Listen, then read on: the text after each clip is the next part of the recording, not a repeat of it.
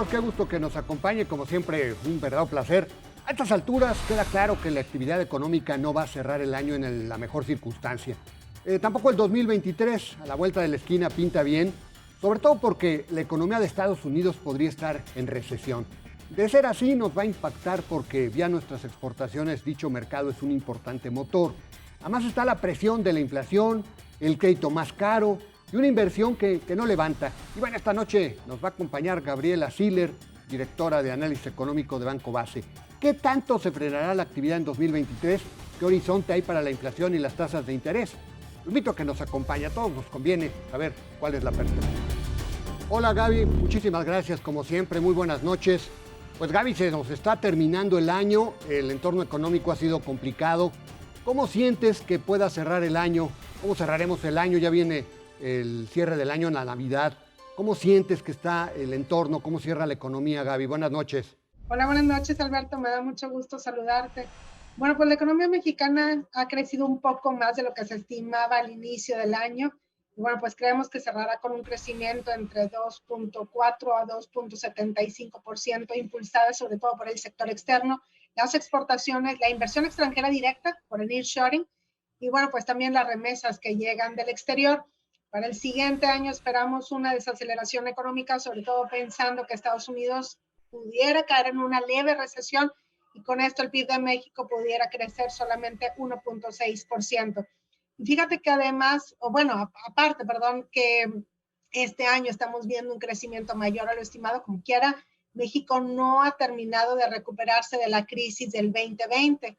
Y bueno, pues hay que recordar también que el PIB ya venía en declive desde el 2019 y bueno, si contemplamos el PIB del 2018, pues todavía se muestra un rezago poco menor al 1%. En este sentido, creemos que será hasta el 2023 cuando recuperemos los niveles del PIB del 2018, pero en términos del PIB per cápita pudiera ser hasta el 2028, es decir, una década perdida.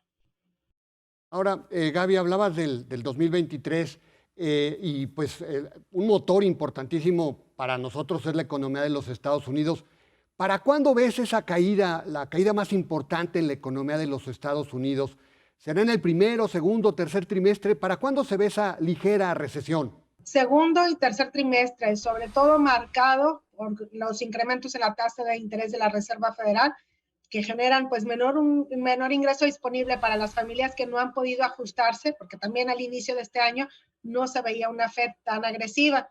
Y aunque se espera que la inflación vaya a la baja, pues definitivamente estos mayores intereses que tienen que pagar, pues les dejan un menor espacio en su ingreso para poder comprar más cosas. Entonces, en el segundo y tercer trimestre, y bueno, pues esto se estima que desacelerará las exportaciones de México. Este año estamos viendo crecimientos de las exportaciones del 25%, por ejemplo, en septiembre, y creemos que cerraremos con un crecimiento del 18% en las exportaciones en el 2022 y el siguiente año que crecerán solamente 7%.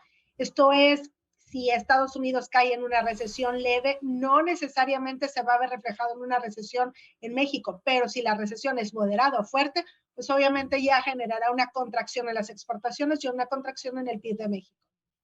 ¿Y cuánto crecerá la economía de los Estados Unidos este año y el próximo, Gaby? Pero yo creo que este año va a terminar con un crecimiento alrededor del 1.7% y el siguiente año también dependerá de qué tan fuerte sea la recesión, pero creemos que pueda terminar pues con un crecimiento alrededor del 0.6% por ahí. Si la recesión obviamente es moderada o fuerte, pues entonces ya veríamos una contracción y pudiera ser hasta el 0.6%. Vaya, no se espera una crisis ni mucho menos, simplemente una recesión provocada por los incrementos de la tasa de interés y por supuesto por la altísima inflación que han estado sufriendo. Ahora, Gaby, uno de los problemas que ahora nos preocupa más en el entorno en este cierre del año es la inflación. En México estamos sobre 8, en Estados Unidos ha habido una baja importante de la inflación, mucho más rápido que en México.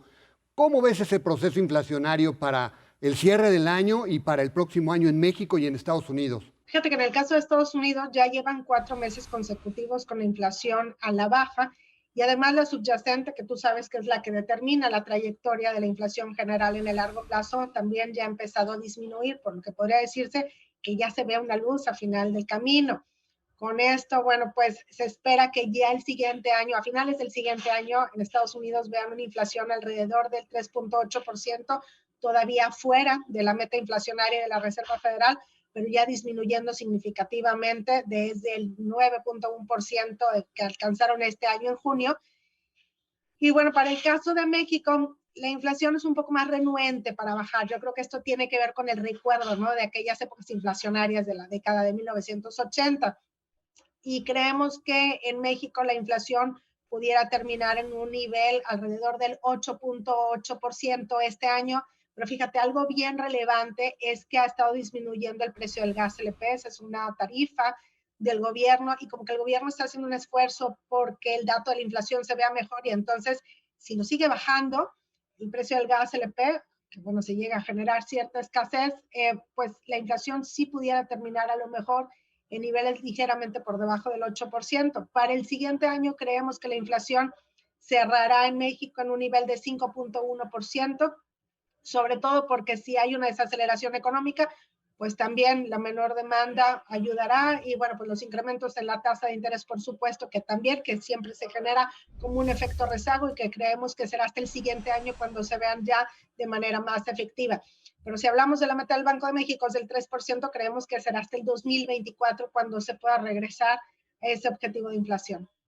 Ahora, dada que pues hay esa disparidad en los resultados inflacionarios, Gaby, pues entiendo que pues también se va a descuadrar mucho, digamos, los ciclos de incremento entre la Reserva Federal y el Banco de México. ¿A dónde llegará? ¿Cómo se comportará la tasa de interés en Estados Unidos y cómo se comportará en México, Gaby? Bueno, pues ahorita en Estados Unidos tienen una tasa de interés, el rango superior está en 4%, que para el caso de México se escucha como muy bajo, pero para la economía de Estados Unidos una tasa de interés del 4 es alta. Y como que no está muy claro si la Fed en Estados Unidos va a subir 50 o 75 puntos base en diciembre, porque el último comunicado como que estuvo menos restrictivo de lo que se esperaba. Y se estima que el Banco de México le va a seguir el paso. Ahorita, bueno, pues en el caso de México tenemos una tasa histórica del 10%, y si le sigue el paso a la Fed en diciembre, pues terminaremos con una tasa entre 10.5 o 10.75%. Para el siguiente año se estima que la Fed va a subir en el primer trimestre 50 puntos base. Y entonces esto puede hacer que la tasa en Estados Unidos, pues ahora sí, en este ciclo alcista, termine en un nivel del 5% o 5.25% si se avientan un incremento de 75 puntos base en diciembre. Y para el caso de México, pues implicará entonces una tasa del 11.25 o 11.5%.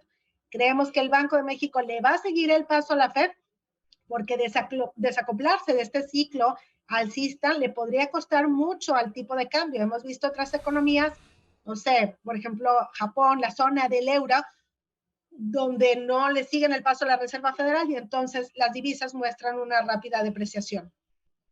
Ahora, un tema que pues, nos atañe a todos, Gaby, sobre todo por el cierre del año, el consumo, con tasas de interés altas, con inflación alta, con una economía que no ha crecido lo que quisiéramos. Digamos, ¿cómo ves el comportamiento del consumo para el cierre del año y para el próximo año, Gaby? Fíjate que en el caso de México, donde una gran parte de la población no está bancarizada, los incrementos en la tasa de interés no generan tanto desincentivo al consumo.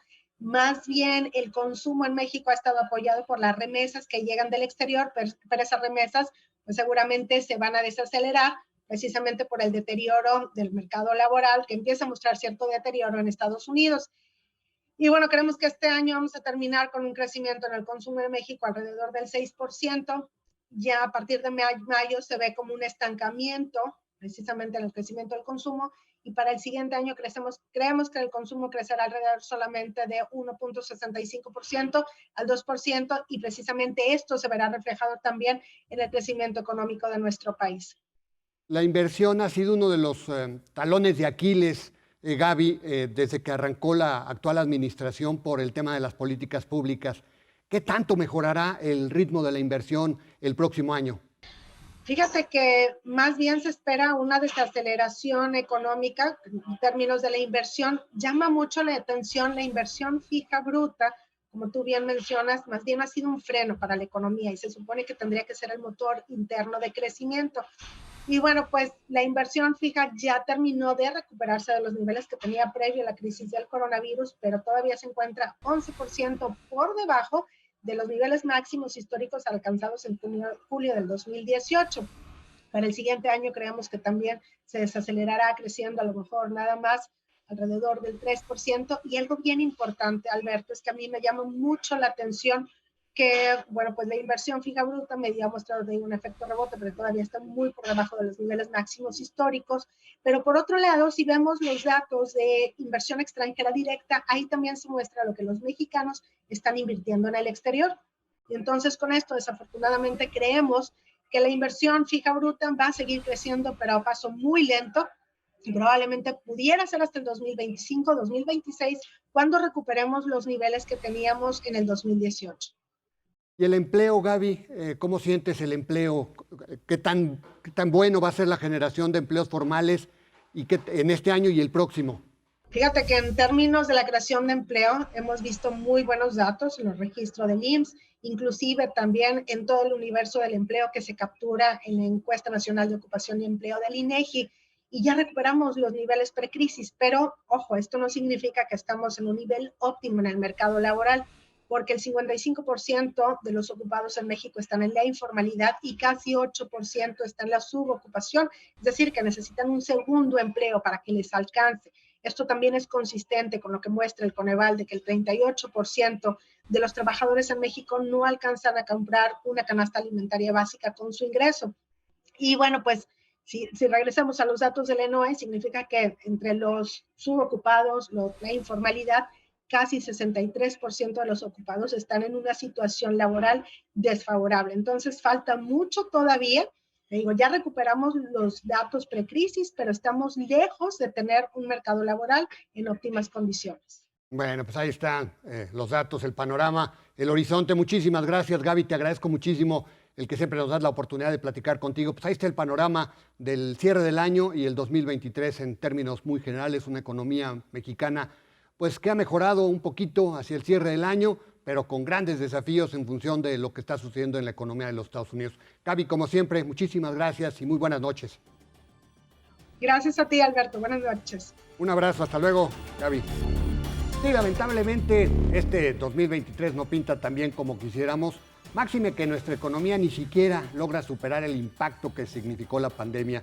Será como lluvia sobre mojado, dado el pernicioso efecto de la inflación en nuestros bolsillos, que todavía lamentablemente nos acompañará. Sin embargo, no hay mucho que hacer porque en general el mundo va a crecer menos y con inflación. Gradualmente también bajarán las tasas de interés, pero por lo pronto el costo del dinero estará por las nubes. En ese sentido, habrá que ser cauteloso y dar tiempo al tiempo para que las variables se estabilicen. Si bien el panorama no es halagüeño, los mexicanos ya hemos dejado atrás peores momentos. Lo invito a la próxima semana, aquí a la misma hora, con más nombres, nombres y nombres. Hasta la próxima.